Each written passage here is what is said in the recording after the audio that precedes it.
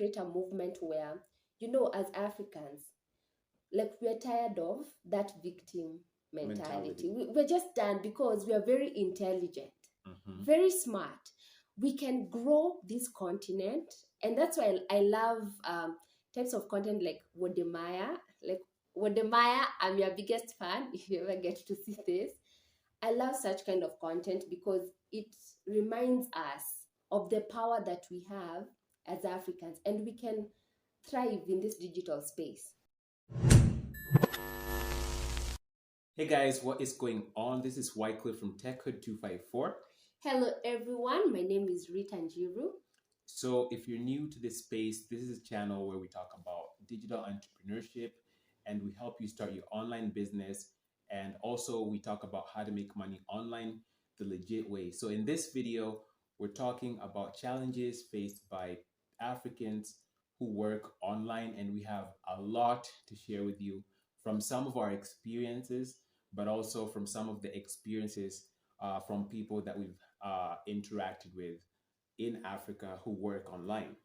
Yeah, so like there are a lot of problems that Africans face when it comes to the digital space, and some of these problems and these issues like cause a limitations to how much you can thrive, or there are so many like obstacles we need to beat in order for us like to thrive the way we are supposed to. It's not impossible, it is possible, but these are some of the things that we want to work on, Right. like as Africans, so that we can be able to grow and like take over our space in this like digital space. Exactly. Yeah. So if you've been watching Tech Hood since we started in 2018, then you know that we mostly talk about how to make money online in Kenya, but our brand is basically geared towards helping Africans, equipping Africans to learn digital skills so that they can become economically empowered.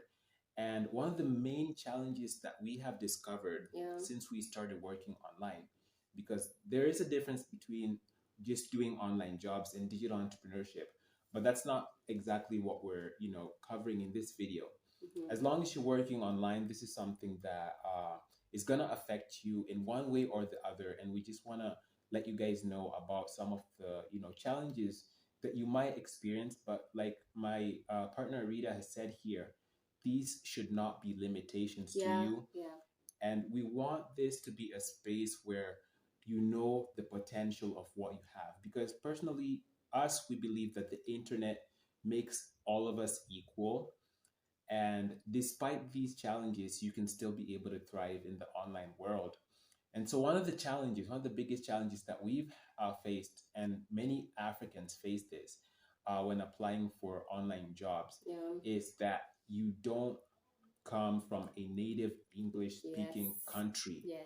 Okay, so this is a really big one. Yeah, it's a huge one. Especially if you're applying for two types of things. If you are doing content writing, article writing, blogs, or if you are doing what's this other thing? Transcription. Yes. So somehow these companies automatically assume that as long as you're from Africa, and usually they leave out South Africa. For some reason, people in South Africa are native English speakers, but I'm not even going to go into that. If you're watching from South Africa, no hate, we love you guys. But still, a lot of African countries are sidelined because they're not native English speakers. And so we have a big problem with this. We're sure, okay, these companies have the right to have their policies and whatever. But some policies can be questioned because especially if they don't make sense. So one of the questions we had was, if your country is native English speaking, are you guys taught English in school? Yeah.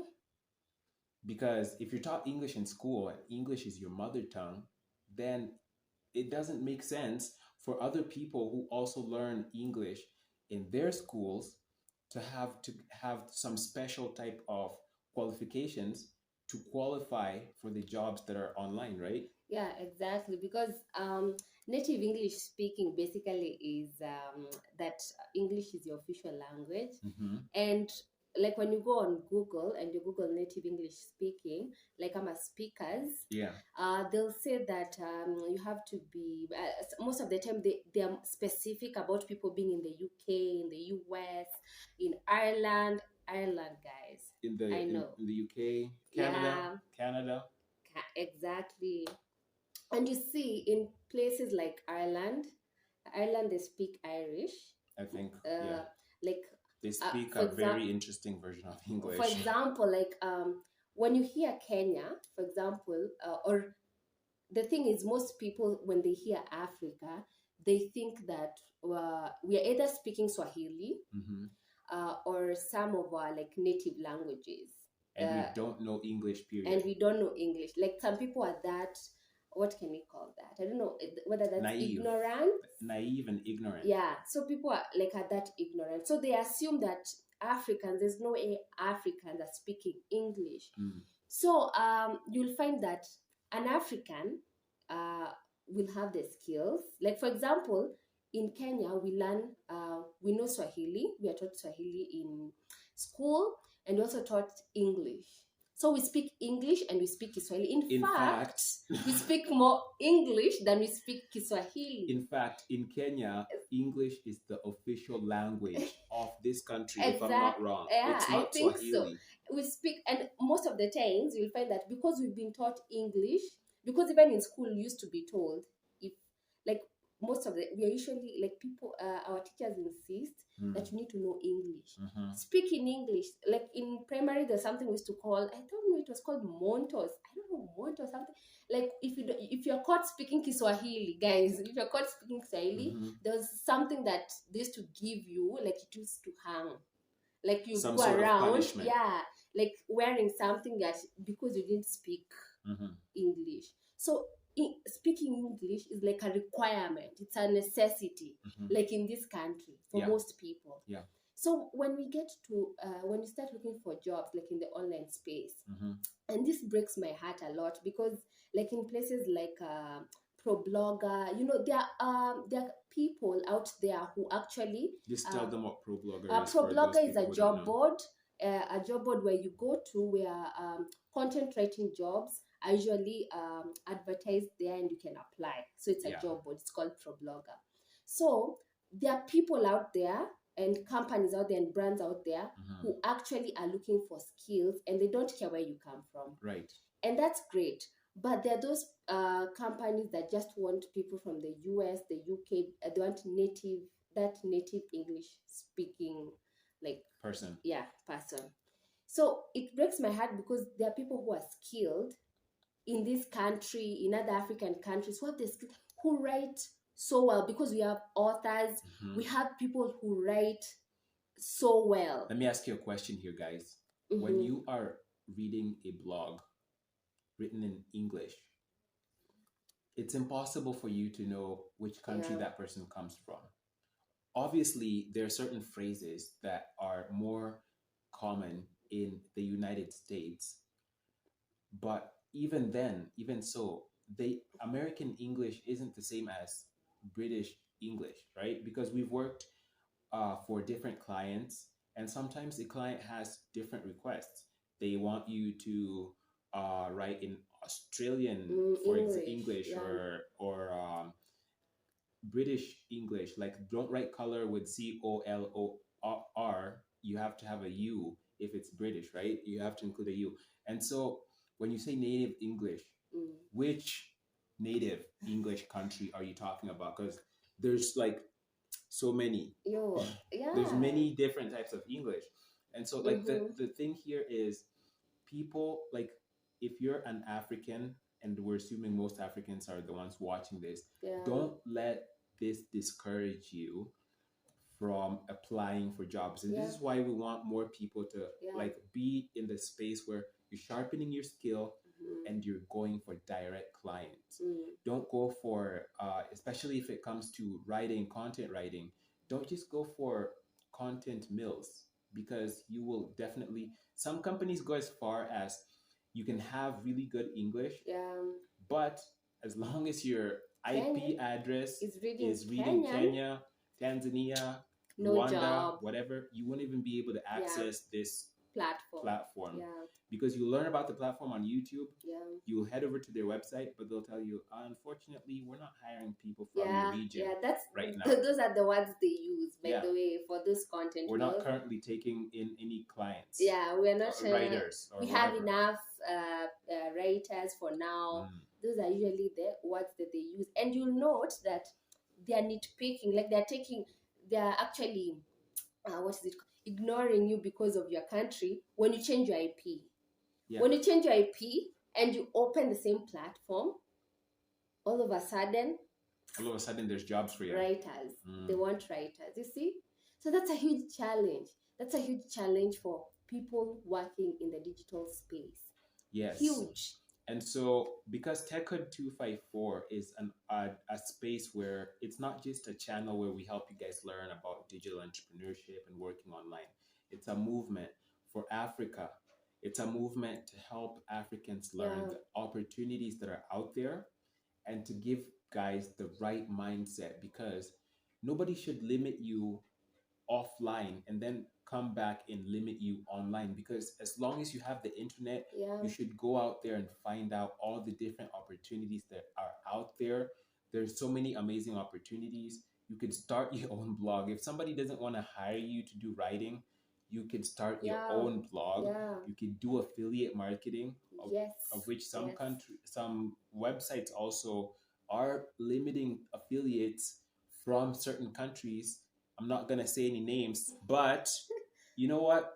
Look for the opportunities that are available for you and then go hard. Don't have a victim mentality that makes you feel as though you're not good enough. So the second challenge. The second challenge, and this challenge, it will come with like what we think can solve some of these issues. So what we've noticed is that for example, when it comes to digital marketing, companies and brands in our continent are still picking up the pace on this in this space of digital marketing. So you'll find that there's so many companies, so many brands in Africa, but most of them are not using digital marketing strategies, or like, for example, not all the digital marketing strategies, but strategies like content marketing, where people write blogs and articles. Those are some of them that are not so, because people actually they associate content writing with blogging, personal blogs. So you'll find that most brands are not using content marketing on their blogs to actually push their products. And what do you call it? Digital real estate. So a lot of companies, you'll find their companies, but they're not in the digital space, because there's some companies and some really amazing brands out there where when you click on their website, the website is not loading. They say they have a website, but it's not there. You go look them up on Google, you can't find their location. Some amazing people with, for example, people who have like barbershops. Personally, I'm the kind of person who, when I want to go get my hair done, like to a barber, I want to be able to search for this person online, get that person online, get reviews, all this stuff. See the pictures, what they've done. And that's part of digital real estate. So because there's so many brands that have not yet picked up the pace when it comes to these having types of websites, creating blog posts. Exactly. Hiring VAs. Virtual assistants. Exactly. Stuff like that. You'll find that Africans, when they want to work on the digital space, they have to depend on brands and companies that are foreign, that are abroad. You see? So that creates a huge, it becomes a problem. And then the ones that are there in Africa don't want to pay. Guys. They don't want to pay. They don't want to pay, guys. So, this is a big challenge. And it's an encouragement to business owners. If you're watching this and guys, you are a business owner, take your website seriously. It's not just something, it's not just a landing page. You can earn money through your website, not just through your clients, but also through blog posts, okay? And it could get to a certain point where you have so much content on that blog post that you have monetized it with ads. And I understand if you don't want to monetize your website with ads, but you will realize that the more content you're creating, the more you draw towards yourself, because people actually trust that you're giving them quality, you're giving them value. Like right here on Tech Hood, we don't just come on here to collect cents on AdSense money. We're actually trying to build a brand, and we do this by creating valuable content and sharing with people information that they are actually looking for, things that they would want to know about concerning digital entrepreneurship, especially here in Africa. Yeah, and we want to also like encourage brands. If you have a brand, even if it's a small business that you've just started or you are trying to run right now, if we come together as Africans and we decide we're going to grow Africa, and we are going to give each other an opportunity to grow our country, to grow our economy. We can do so much, because you can have a small business and someone else somewhere is a skilled affiliate marketer. Amazing. They are good at marketing. Now, this person may not come to you looking for a job with their CV and everything. Because guess what? They may be a doctor, a medical doctor, and you are selling skin products. But this person, the way they sell, they have a blog, for example, where they write and review things that, and they can put your affiliate link there. Yeah, they could put links to your products, to your store, and they can, get traffic to your store, and people can start buying from you. And the only place, let's say, you can get this person is maybe they're advertising their skills on Fiverr, maybe. And you go through Fiverr and you ignore that African name or that person, or because you've seen the African, they cannot be able to deliver this. You assume that skill. Guys, there are so many skilled Africans out here, so many skilled. Some of us are so skilled, and there are those people who are also training themselves to get the same kind of skills. Africa is growing, and people are determined to get the job done. And this is part of what we do as Techhood. To us, Techhood is, we want to create a movement where, as Africans, like, we're tired of that victim mentality. We're just done, because we are very intelligent, very smart. We can grow this continent, and that's why I love types of content like Wodemaya. Like Wodemaya, I'm your biggest fan if you ever get to see this. I love such kind of content because it reminds us of the power that we have as Africans, and we can thrive in this digital space. For sure. Something else, one of the biggest challenges we also face, and I got this from your example on affiliate marketing, is that we need to adopt the digital marketing methods as quickly as they come. Because people are not, so conversant with some of these methods that are out here. And so when somebody is doing affiliate marketing and other people aren't understanding it, then people immediately start thinking that it's a scam because they're used to word of mouth. But word of mouth is kind of like affiliate marketing, only that you're not getting paid any commissions when you bring somebody. But one of the most frequent examples that I normally use on TechHood when I'm talking about affiliate marketing, which is simply where you promote another company's product or service, they give you a link, and when someone makes a purchase through that link of yours, then you get paid a commission. And so the common example I normally use, and this happens here in Africa like every single day, when you're going to see a house that you want to move into, you will encounter some agent there who is showing you the house. And if this agent brings you in, then the landlord will normally pay them a certain amount. Whether you're buying the house or just renting it, they usually get a cut. And this happens also in the Western world as well. So basically that's affiliate marketing. But people are not so conversant with it here because they think it's a scam, Mm-hmm. simply because you have to refer people to buy a certain product or to get into a certain company. And I understand where that mentality comes from, because sometimes, we're not saying that there aren't any scams, there are, but sometimes some of the companies require you to be a customer in order for you to become an affiliate. And so a company that requires you to buy their product before you can become an affiliate is not a scam necessarily. Here's why. You want to be promoting goods, services that you've tried. Yeah. Why would somebody choose to buy from you if you haven't tried their product? Like, okay, you can do that, but it makes more sense if you've actually tried out uh, this phone, for example.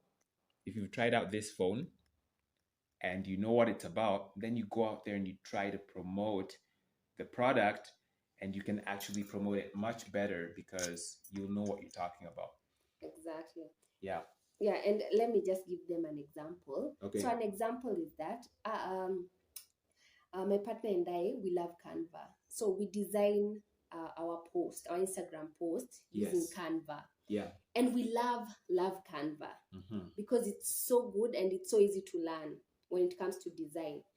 And we are the affiliate Of Canva, yeah. And we can confidently promote Canva because we know if someone comes to us and asks, I'm trying to create a TikTok or a Videos. Facebook posts, you know, Or a YouTube intro, YouTube exactly. outro. How can I do that? Mm-hmm. We can answer that. We can answer it, and we can refer you to the right place. Yeah. And if you're interested, it's also going to be linked below. Exactly. Yeah, so that is basically about, that challenge. Those are some of the challenges that we face. Yeah. If you are an entrepreneur here in Africa, digital entrepreneur, let us know in the comment section, whenever you will be watching this from, what are some of the challenges that you feel we might have left out. Mm-hmm. There are many, but those are some we've experienced. We want to make this more of a community of people who share the same frequency of thought. Mm-hmm. And so we will definitely be coming to you with more videos. We're not just going to be doing like how-to tip videos, but we also want to have these conversations about digital entrepreneurship on our continent. And when we say digital entrepreneurship, we're not necessarily meaning you're somebody who comes up with this big innovation and you go out there to create this wild Silicon Valley type application.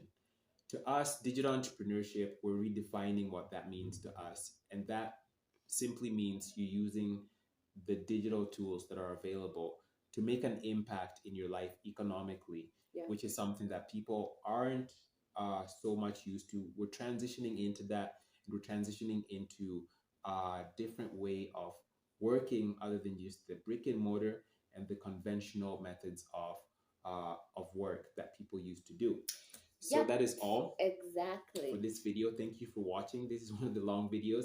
We will see you in the next one. And if you haven't subscribed, make sure you do so, and also hit the bell so that you don't miss out on any future uploads. Bye-bye.